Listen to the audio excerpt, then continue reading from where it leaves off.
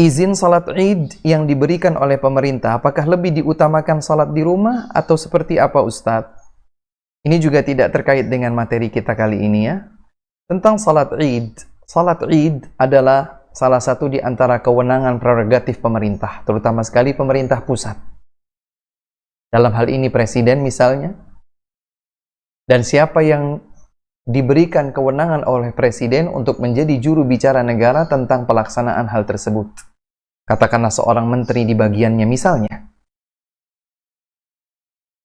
Oleh sebab itu, ketentuan salat Id, baik waktunya, pelaksanaannya, dan lain sebagainya, pada dasarnya adalah salah satu di antara kewenangan pemerintah.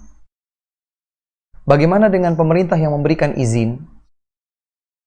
Saya cukup yakin di masa seperti sekarang ini bahwa maksud pemerintah itu memiliki rincian. Memiliki rincian.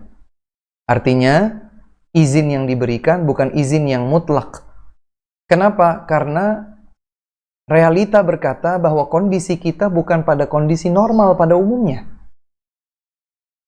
Kita di Indonesia ini, sama seperti di beberapa negara yang lain atau di banyak negara yang lain, lebih dari 200 negara mengalami pandemik seperti yang kita juga hadapi di Indonesia.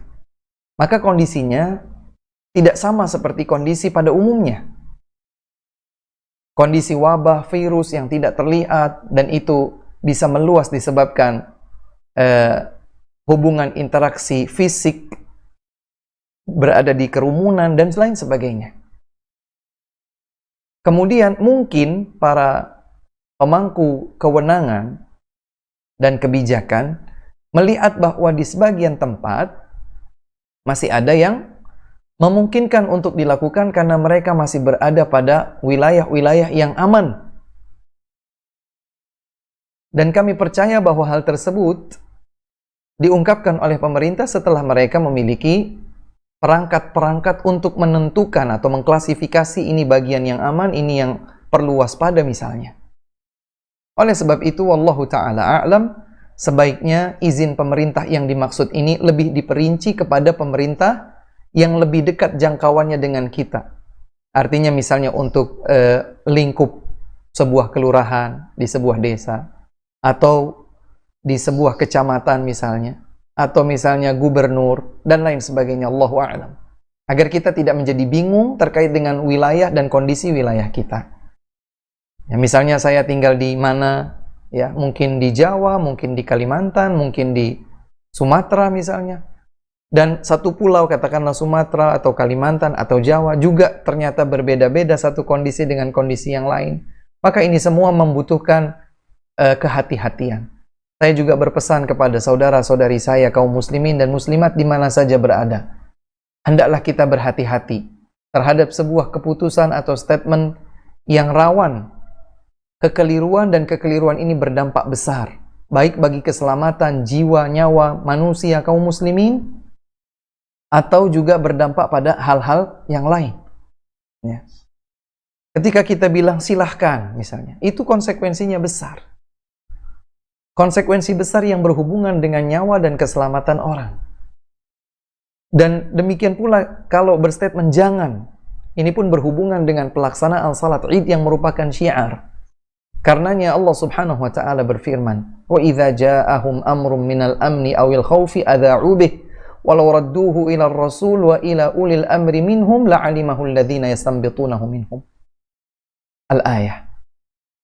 Apabila datang kepada mereka urusan yang berkaitan dengan keamanan, dengan rasa takut, kecemasan, kekhawatiran, dan lain sebagainya, mereka tunduk dan mengembalikannya kepada Rasul semasa beliau masih hidup, dan mengembalikannya kepada para pemerintah, kepada para pemimpin. Sehingga, wallahu a'lam, kami sangat menganjurkan kepada masing-masing di antara kita di tempatnya masing-masing untuk bisa berhati-hati dalam hal ini. Ya. Jangan merasa bahwa diri kita ini berhak untuk menyimpulkan, berhak untuk berstatement, berhak untuk memberikan pandangan. Ini urusan yang berhubungan dengan nyawa. Ini urusan yang berhubungan dengan keselamatan orang banyak. Maka kembalikan kepada para pemerintah, pemangku keputusan atau kebijakan. Ya. Kalaulah pemerintah pusat misalnya memberikan satu statement atau izin tertentu, kemudian kita masih bingung ini maksudnya bagaimana, tanyakan kepada pemerintah yang lingkupnya lebih kecil lagi dan lebih dekat dengan jangkauan kita. Sehingga dengan demikian kita tidak sembarangan untuk berstatement, apalagi kemudian menghimpun massa, menghimbau dan lain sebagainya dalam kondisi seperti sekarang ini. Kita berdoa kepada Allah Subhanahu wa taala. Semoga Allah Subhanahu wa taala menjaga masing-masing kita dari ancaman wabah, petaka, bahaya, penyakit, dan semua keburukan. Semoga Allah Subhanahu wa taala memberikan taufik dan kemudahannya bagi kita di hari-hari penghujung bulan yang mulia ini untuk mendapatkan ampunan Allah, menggapai ketakwaan saat kita keluar dari bulan Ramadan. Semoga Allah Subhanahu wa taala menyatukan kaum muslimin di Indonesia di atas kecintaan kepada Allah, kecintaan kepada Rasul sallallahu alaihi wasallam, dan menjalankan tuntunan beliau dengan sebaik mungkin.